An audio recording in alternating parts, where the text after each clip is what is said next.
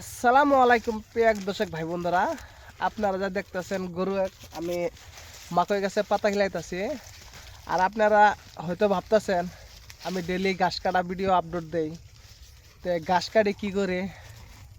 এই রানীর দুইটা বাচ্চা আছে, সে বাচ্চাগুলাই খায় আর তিনিও খায়। খাওয়ার সময় শেষ সন্ধ্যা আগে আগে তাকে আমি নিয়ে আসি। এই যে দেখেন গাছের জিন্দা রোড আছে, রুটেরও গাছেরও রুট থাকে, এই রুটের মাঝখানে তাকে ডেলি আমি নিয়ে আপ ডাউন করি এবং এই গাছের পাতাগুলা সাইড দিয়ে আমি ভেঙে রানীকে খাওয়াই।